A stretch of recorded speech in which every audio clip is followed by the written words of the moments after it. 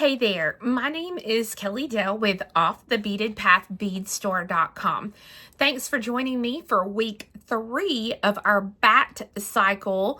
It's a fun project. If you missed weeks 1 and 2, don't worry. I have linked below in that video description box the direct links to weeks 1 and weeks 2. If you need to grab the pattern, again, it's linked down below. If you're with me from last week, you know that we worked on doing warped hexagons. So this week, we're actually going to work using pages 10 and 11 on how to connect our warped hexagons together to prepare them for the next steps. So this seems like it would be quick and easy, and it's not as quick as you would think it is. So that's why we're giving this part a whole week so that we can complete this and be ready to add our triangles next week. So let's go ahead. Let's talk about exactly what we need to do and we'll get started. So once you have all of the hexagons finished, then what we need to do is talk about the correct placement to be able to connect them together. So if you look on page 10 of the pattern, you will notice here that there's many different ways to sort the colors of the hexagon into a flat folded taco form. So if you look on the sample here, you have a valley. This is what they call the valley, this open spot here. This is our valley.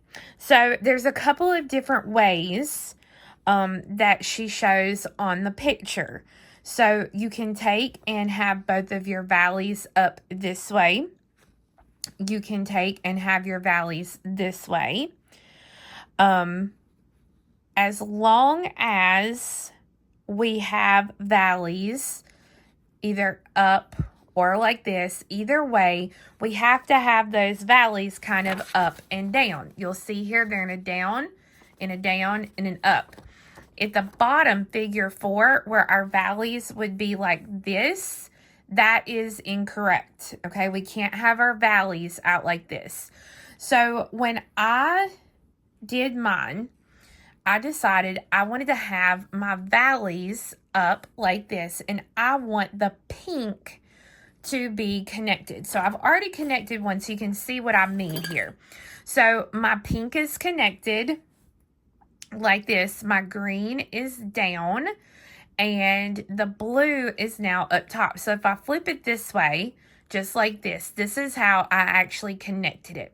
So you'll notice that this one is the way it needs to be, and this one needs to be turned a different way. The thing is, you can turn and turn and turn and turn these until you get the placement that you want. So Kate says in her pattern that when you flip it over to the back side, you will see here I have the yellow on the back, and either I can connect these two sides, so the pink would be connected and the yellow would be connected, or you can leave the back side open to show that pink from that side.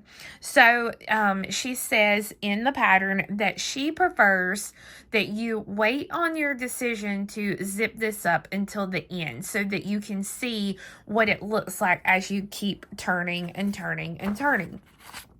So she says, once you settle on the flat arrangement for each pair, it's time to choose where to place the first center seams. These joins will create a diamond-shaped color blocks that will never move as the cycle turns. So that diamond-shaped color block is what I have on the pink. And she says the second seam is optional. So that is the back here, this yellow part.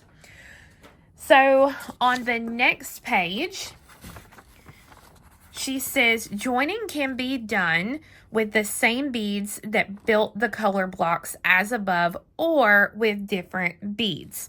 So you see here in her picture that she has used the same color, and so did I. I used the same color here to connect my center boxes together. And I'm going to show you this step by step. I'm just kind of going over what she's saying. So we have this color solid center block. So we will put a row of whatever the block is. It's going to be connected. And then the backs of these assemblies can be left open or joined with the seams. Kate chose to leave her backs open and edge them with 15-0 round beads to help define them and give them sparkle. Choosing to join the backs will have an effect on the variety of expressions the cycle will have as it turns. If the second seam in yellow sections was joined, there would be no peek of the red beads through the yellow flaps. It can be a good idea to wait until the end to decide about the second seam or a second set of triangles, because both of these can be added at a later point. So what we're going to talk about today and what we're going to do today is we're going to prep our worked hexagons so that we can connect them and get beads added so that next week we can start adding triangles in and doing all of the things. So the first thing, like we talked about, you've got to decide what diamond shape you want to be the solid color. So again, for me, I wanted this pink. So if you look here, and I did not do this beforehand because I wanted you to actually see how you have to play around with this to get it to the side that you want. So I know my pink is here, and so my other pink has to be here for it to connect good. So basically what I have to do is I have to keep turning and messing and turning and messing to get this to be mirror image of this. So here's how we do it. You just take and you are going to just start turning. Okay, so that's not right. This and this would be right, but I got to have that pink and the green and all of that together. So you kind of just have to keep, and see, look, I just folded it back exactly like it was there. You you have to keep playing around with the arrangement and get it to work the way that you need it.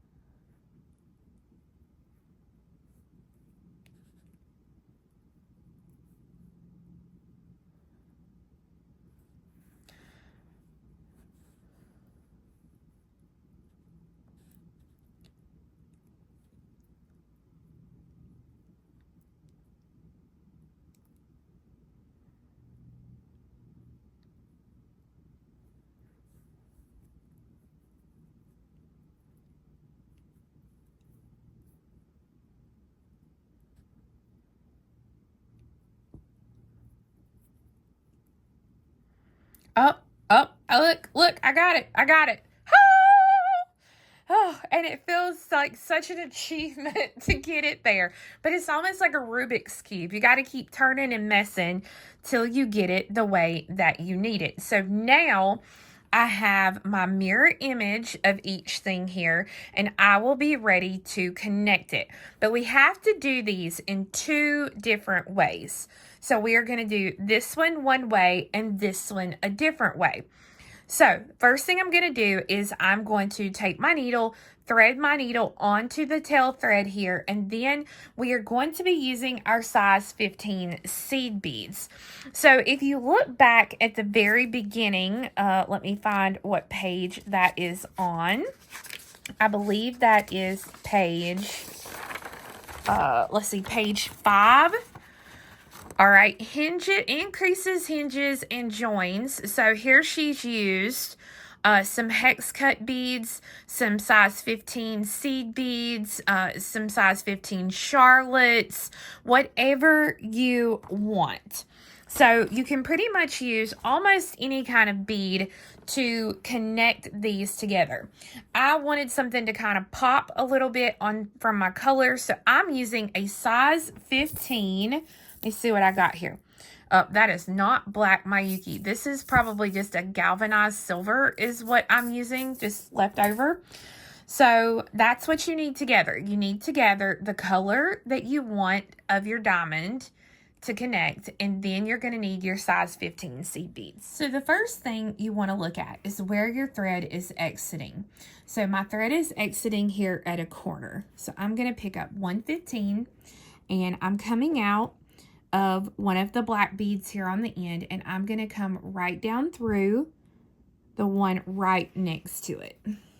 So that when I do that, now I have a new point. So then I'm going to pick up a 15 and come through the next bead sticking up. Pick up a 15, go through the next bead sticking up. And I'm going to do this all the way down this side, just popping in a 15 between each one of these.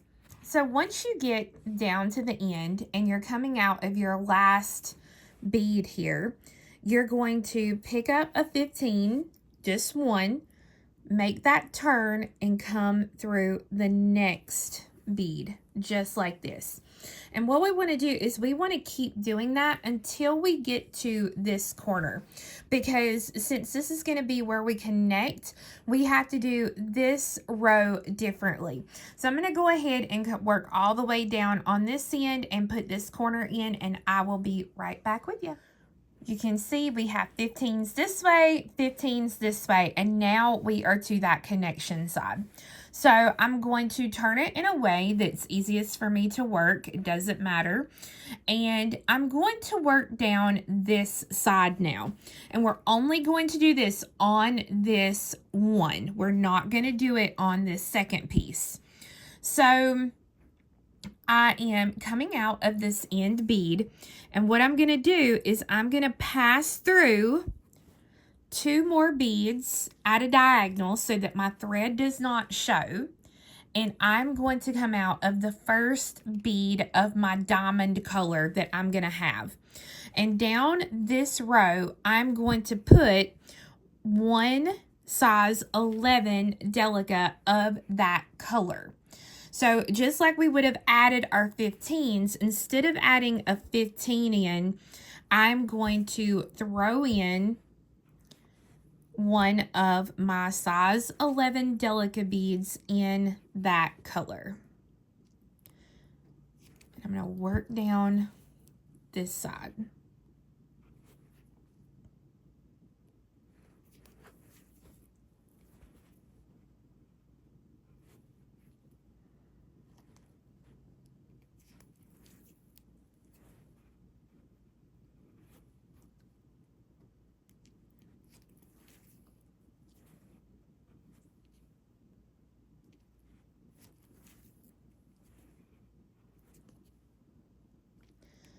Once I come through that last diamond color bead here on the end, I'm not going to add a 15.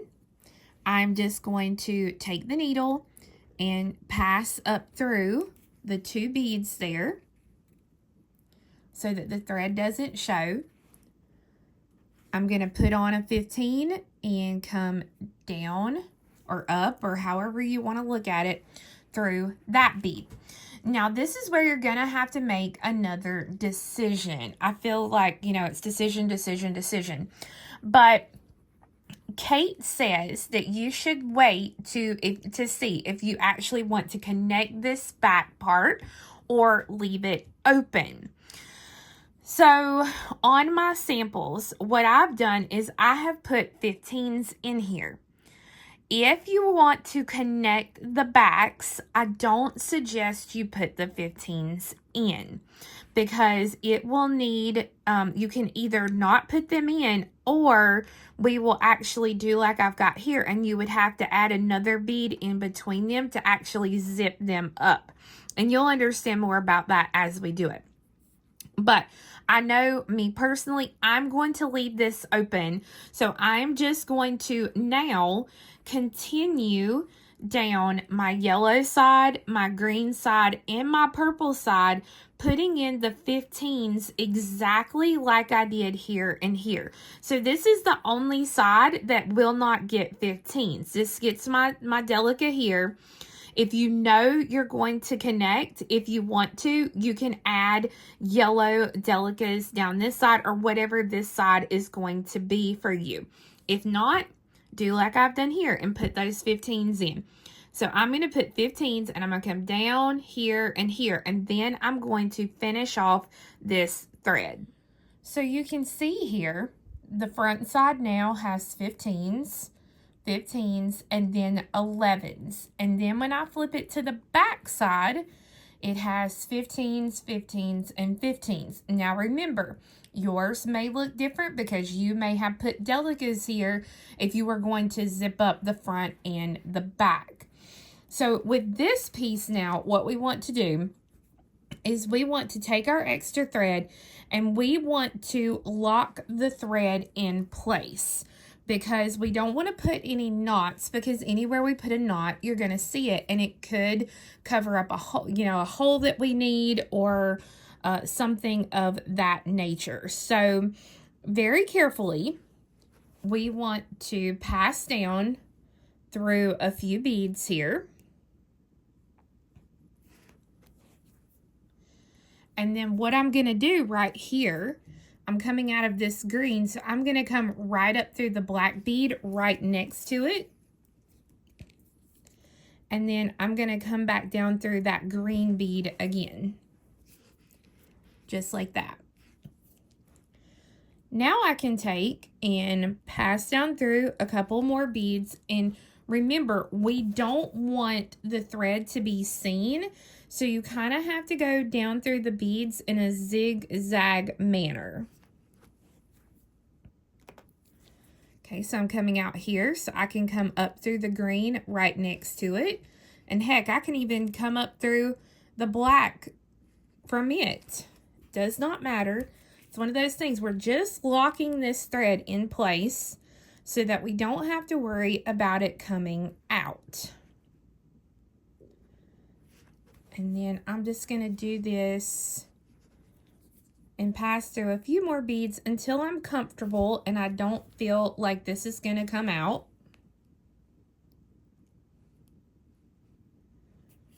And then once I'm happy with that, then I can take and trim the thread off.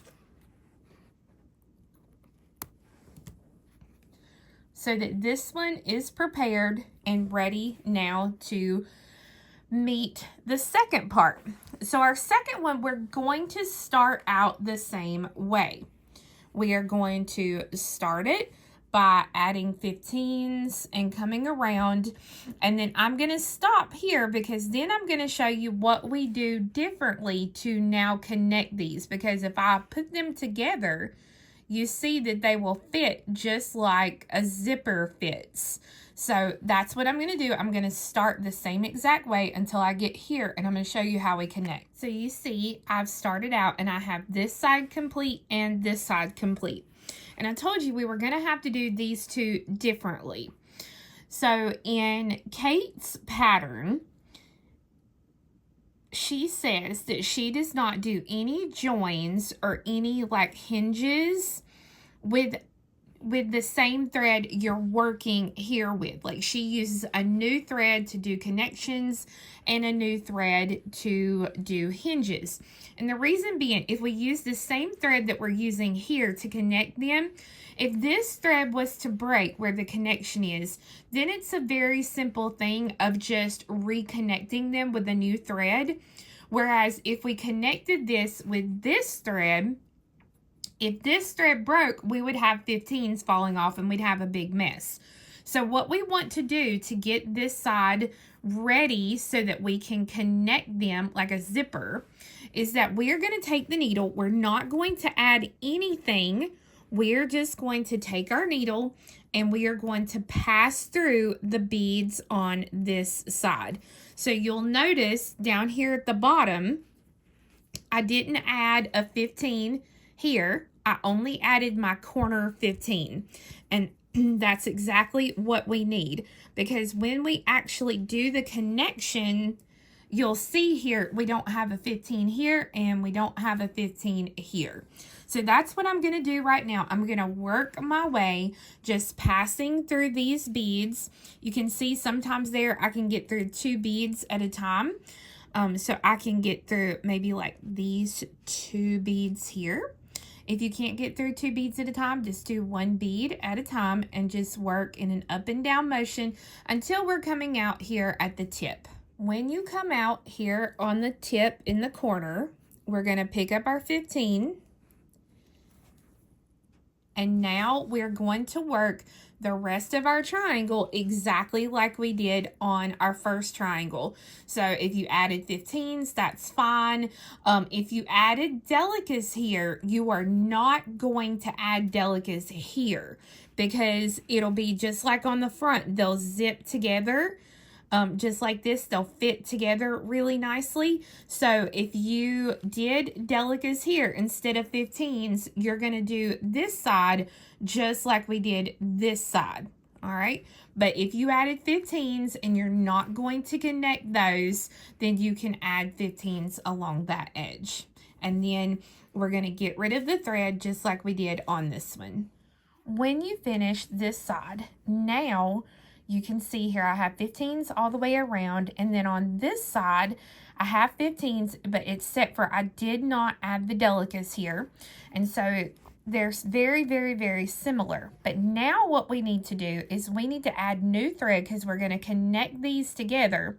We're going to connect the pink here so that when we connect it, it will actually zip together and it will look more solid like the pink one shown here. So we need to add a new piece of thread. So I have a new piece of thread added, and I'm going to start on one side. It doesn't matter if I start this side or this side. But I'm going to start on the one that does not have the row of delica beads. And I'm going to take the needle and I'm going to pass down through the very end bead here, which is my pink bead. And I'm going to pull this through maybe about 6 or 8 inches. And I'm just going to wrap this long tail thread around my finger. And then I am going to add thread just like we finished off thread. We are going to take this shorter tail that we have, which has come unthreaded. So I'm having to thread it back. But we're going to take this thread and we're going to come across over here and we're going to lock this thread in place. So I'm going to come up and over, and then I'm going to start working down the line here, and I'm going to lock the new thread in place. So I'm going to come down and up. Just like we finished it off, I'm doing this now to add the thread. So I'm going to continue to do this and get this thread locked in place so that now I can then start the connection. But again, be careful that it doesn't get caught on anything as you work. So now I have it threaded in, and you can tell because when you can pull, if this moves, it's not good and you've got to keep going.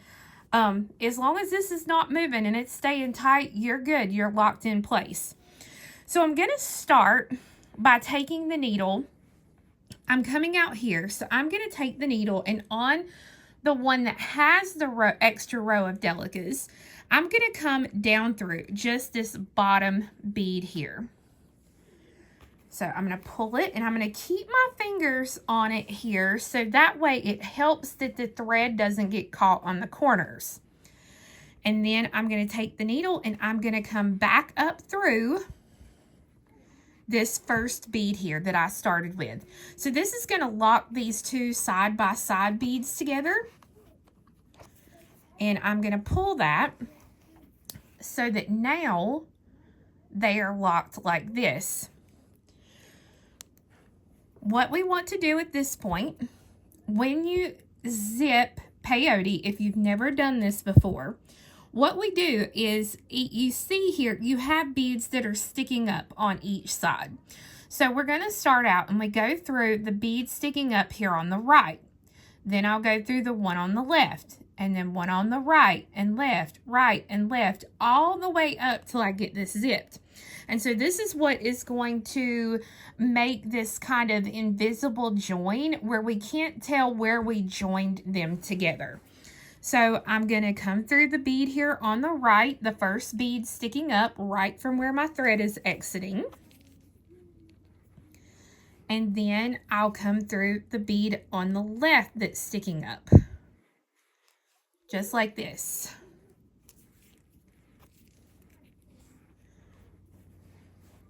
Then I'm going to come through the bead on the right that's sticking up. So you can tell I'm only working on the pink beads right now. Then I'll come through the bead here on the left that's sticking up. And if y'all hear kids' voices, it's because my son and another child are out on the trampoline, which is right out from where I'm working. They are just talking away. So you can see here, right to left, left to right. And each time just give it a tug and you can see there how that's pulling that together. So we're just going to continue working up until we have this connected together. So I'm going to go through one more bead here. So at this point, we've done nothing to the back. You can see what that looks like from the back. And now this is what it looks like from the front. So I'm going to continue to zip this up. All right, so I've worked all the way up to the top here, and I'm coming out of the pink bead here. So what I'm going to do, just like we did down here at the bottom, I'm going to come down through the bead right next to the one I'm coming out of. And then I'll come back out through this first bead again. So that now this is completely connected here. And what you can do at this point is you can take and work back down through here if you want to lock this in place, or you can continue back to lock this thread in place. It does not matter how you choose to do it. I personally like to take and lock my thread in place here on the front because I kind of just follow the line of how it came together. So some people get really confused by this, and it can get confusing, but I personally like to lock it in that way. So it's completely up to you. You lock it in how you want to. And so that way we can then look at what it looks like after we get this locked in place. So now that I have my thread finished off, you can see here we still have a flat piece. So if I turn it from the back side, you can see that this is open and I see pink through the inside. I can still open up these flaps here, completely kind of open them up. Nothing is connected this point except for the diamond here on the front. So your homework for this week is to origami your pieces to get them connected and looking like we want them to look. So we want to get all three of these, or all six of our warped hexagons connected so that we have 3 of these sets. And then next week, we're going to learn how we take and actually put our triangles in to get to that final step, which is going to be connecting all of these together to make a really cool piece. So guys, I hope that you understand now how to connect your warped hexagons together. Again, make sure to read very detailed pages 10 and 11 and look at the pictures really good on that connection like I've showed you. So again, we want to make sure we get the connections done so that we can then add our triangles in next week. So I hope you wish and hope you have the best luck this week when attaching those warped hexagons, and we'll see you again next week for week 4. Have a great week. Bye-bye.